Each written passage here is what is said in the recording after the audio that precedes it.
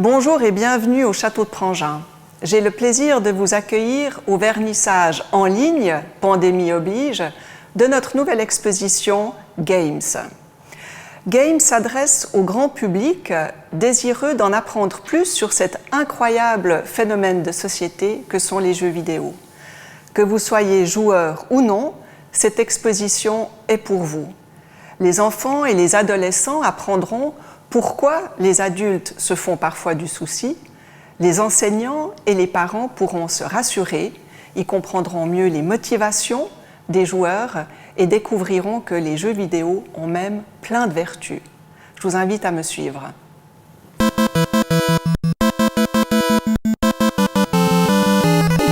Games raconte l'histoire des jeux vidéo des années 1970 jusqu'à nos jours.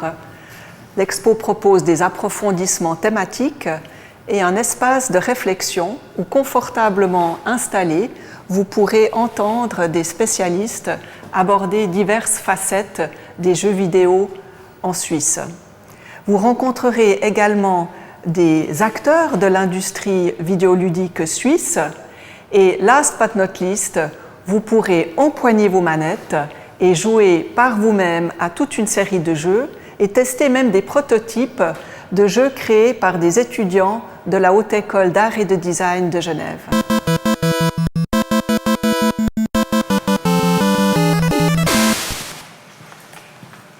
Bonjour Célina Stouber. Bonjour.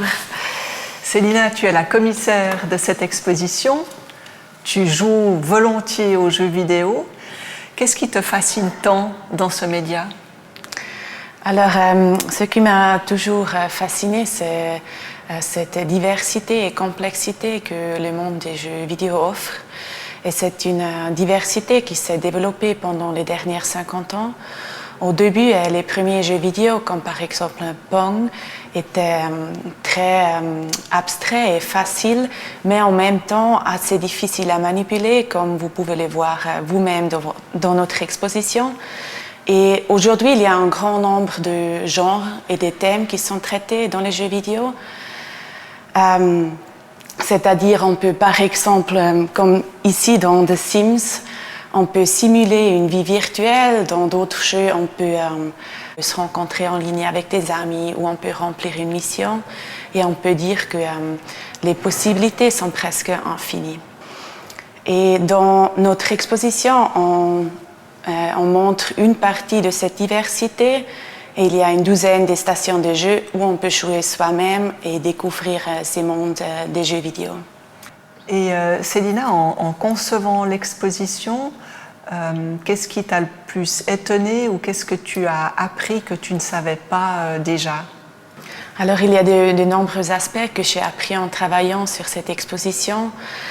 Je n'ai pas seulement découvert des jeux et des genres que je ne connaissais pas vraiment auparavant, mais j'ai aussi appris beaucoup sur des débats de société qui accompagnent le média. Et c'est comme avec tous les médias, les jeux vidéo reflètent toujours la société.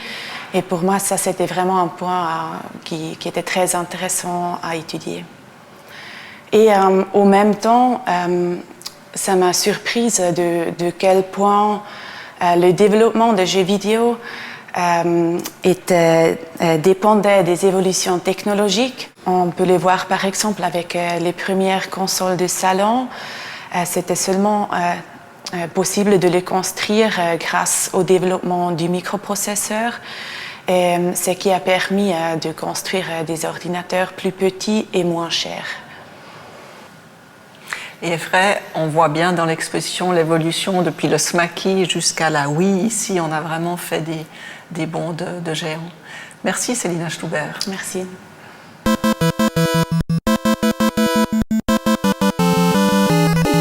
Bonjour David Javet. Bonjour Hélène. Tu es expert en jeux vidéo, cofondateur du Game Lab de l'UNIL et PFL, un groupe d'études sur les jeux vidéo. Un laboratoire de recherche à l'université. Est-ce à dire que les jeux vidéo sont devenus un objet culturel à part entière ? Est-ce qu'ils sont vraiment en passe, enfin, de gagner leur lettre de noblesse ? Alors enfin, c'est le bon terme. C'était plus que nécessaire, évidemment. On a dû se battre pour quand même réussir à intégrer cet objet dans le cadre universitaire. Mais je pense qu'au final, le travail qu'on a fait avec mes collègues de réussir à construire justement ce laboratoire, il était vital. Hein. C'est vital que évidemment les étudiantes et les étudiants, mais aussi le grand public puissent parler de cet objet, qu'on puisse aussi le traiter, disons, de manière universitaire, avec un regard qui soit vraiment informé. Est-ce que tu peux nous donner un exemple de comment un jeu vidéo peut faire l'objet d'une recherche académique ? Alors il y a énormément de manières d'aborder un jeu vidéo. On peut évidemment prendre la dimension des pratiques, hein, s'intéresser aux gens qui y jouent, mais on peut aussi vraiment s'intéresser à la manière dont il est créé, avec quel processus, hein, au même titre évidemment qu'un film, s'intéresser aussi techniquement, quels sont les choix qui sont faits. Et puis bien après, on peut vraiment aussi s'intéresser à quels sont les messages, hein, qu'il va véhiculer, donc s'intéresser à ses représentations, et puis peut-être aussi l'inscrire dans une histoire, hein, comment voilà, il va marquer un jalon ou pas, ou il va s'inscrire en filiation avec d'autres œuvres. Donc au final, on retrouve des processus qui sont extrêmement similaires en fait, à l'étude d'autres objets culturels. C'est-à-dire, c'est ça qui est assez fascinant, on peut vraiment aborder un même jeu sous plein d'angles différents. Tu es toi-même créateur de jeux, tu soutiens et tu promeus activement la création de jeux vidéo en Suisse. Comment se porte l'industrie vidéoludique dans notre pays aujourd'hui ? Alors moi je trouve qu'à notre échelle, on peut être extrêmement fier de tout le parcours qui a été fait, de toute l'énergie justement qui a été réunie, puisqu'on a à la fois un soutien au niveau national qui est de plus en plus important, et puis on a des créateurs et des créatrices qui ont vraiment dû apprendre à faire d'abord du jeu vidéo, puis après du bon jeu vidéo. Et puis ça, ils l'ont fait réellement en se fédérant. Et c'est ça que je trouve particulièrement beau, c'est que la création de jeux vidéo, c'est quelque chose qui demande énormément de compétences et qui est quand même relativement complexe, puisqu'il faut des compétences évidemment artistiques, mais aussi techniques. Et puis après, il faut des formes d'empathie hein, qui nous permettent quand même d'aller du côté des joueuses et des joueurs et de voir aussi ce qui leur plaît, qu'est-ce qui clique. Et donc, c'est énormément de compétences pour réussir à vraiment trouver ce moment où, ben voilà, on a un bon jeu. Et ça a demandé que tous les actrices et les acteurs se fédèrent pour se réunir régulièrement, pour partager des savoir-faire, pour échanger, pour se retrouver. Et pour moi, ça a été vraiment fondamental ces 10 dernières années qu'on vient de vivre pour réellement construire en fait, une industrie dont on peut être fier et qui maintenant montre des signes au niveau international de réussite. Et la croissance est exponentielle. Hein. Ces 10 dernières années, j'ai lu qu'il y a 5 fois plus de PME dans ce secteur actives en Suisse. C'est ça. Économiquement, ça n'arrête pas de croître. On a à la fois des nouvelles structures qui apparaissent, mais aussi des structures qui augmentent leur capacité. Hein.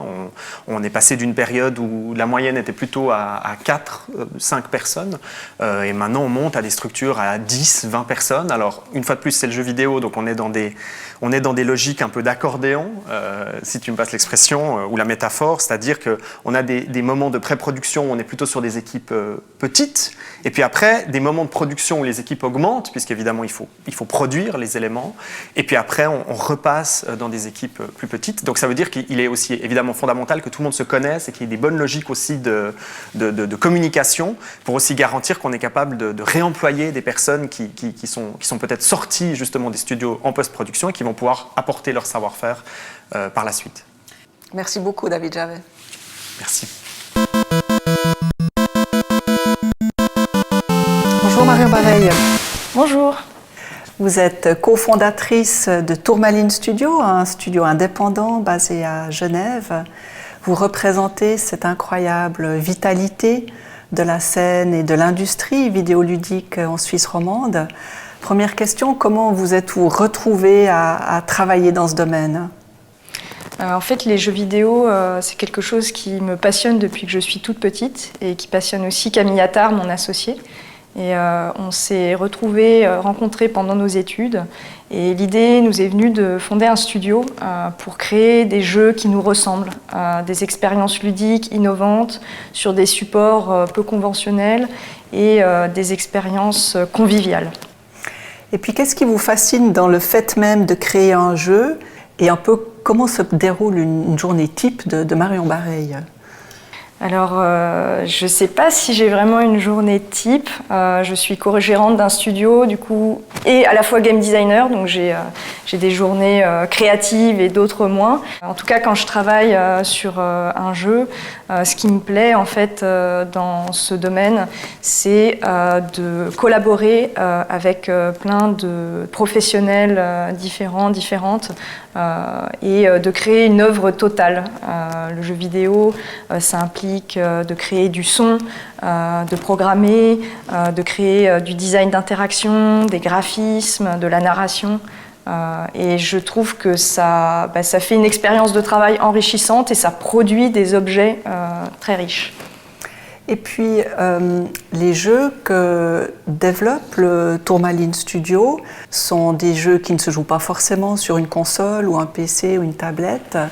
Pourquoi cette envie de proposer quelque chose de différent? Qu'est-ce que ça amène de plus en fait? Alors, avec le premier jeu du studio, Niri Islands, ce qu'on a voulu faire, c'est de marier l'aspect chaleureux, convivial des jeux de société avec le côté immersif, temps réel des jeux vidéo. Et aussi, quelque chose d'assez important, c'est de créer une expérience conviviale, sociale, qui pourrait être partagée entre plusieurs membres d'une famille. Et je crois que c'est quelque chose qui nous plaît aussi, de créer des expériences positives et qui créent du lien. Et dernière question, si vous rencontrez quelqu'un qui vous avoue n'avoir jamais joué à un jeu vidéo, comment vous y prendriez-vous pour la convaincre d'essayer? Alors déjà, je pense que je rassurerais cette personne car aujourd'hui, il y a des jeux vidéo pour tout le monde, pour des gens de tout âge, de tout niveau, et même avec on va dire, des formes de handicap qui peuvent être pris en compte aujourd'hui. Du coup, j'orienterais, je pense, cette personne vers des jeux narratifs, voilà, avec une attention portée à l'histoire, pas forcément des jeux de réflexe, voilà, où il y aurait besoin de compétences moteurs particulières. Donc pas forcément de manette entre les mains. Par exemple, ou alors des jeux calmes, on va dire. Merci beaucoup, Marion Bareil. Et maintenant, nous avons le plaisir d'entendre Cécile Marel, conseillère d'État. Nous l'avons invitée puisque le canton de Vaud est le premier canton à soutenir la création de jeux vidéo, et ce, depuis 2019.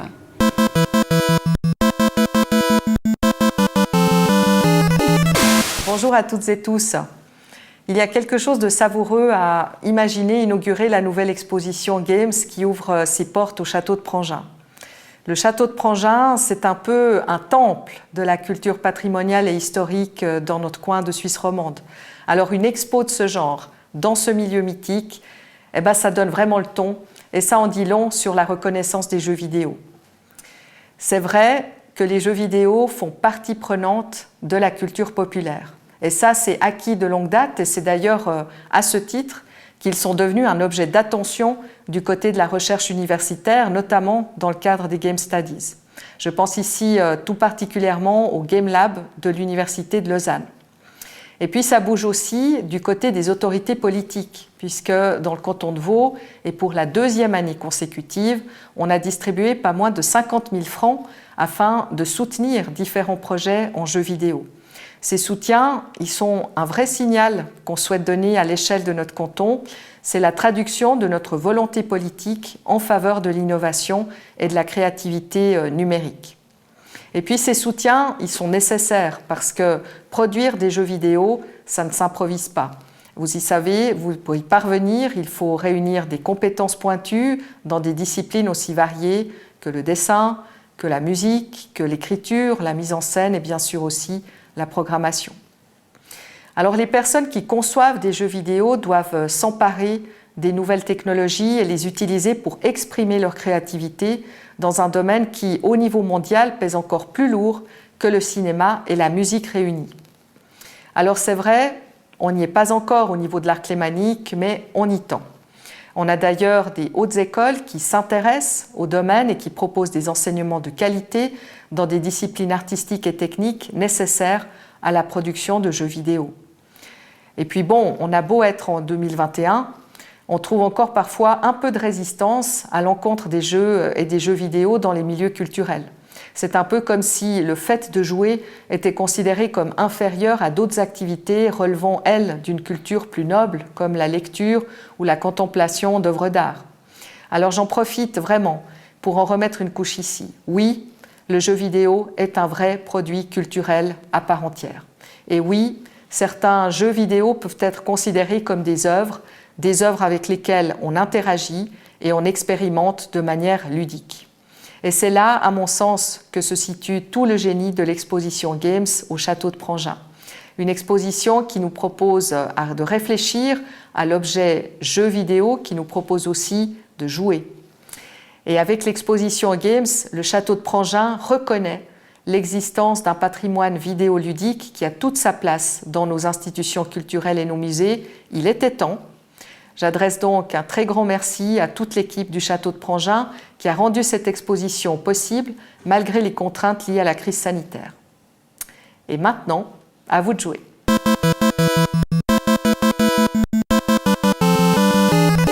En sortant de l'exposition, jetez un coup d'œil à ce totem qui propose une sélection de documents audiovisuels, instructifs, parfois franchement désopilants, sur l'arrivée des jeux vidéo en Suisse romande.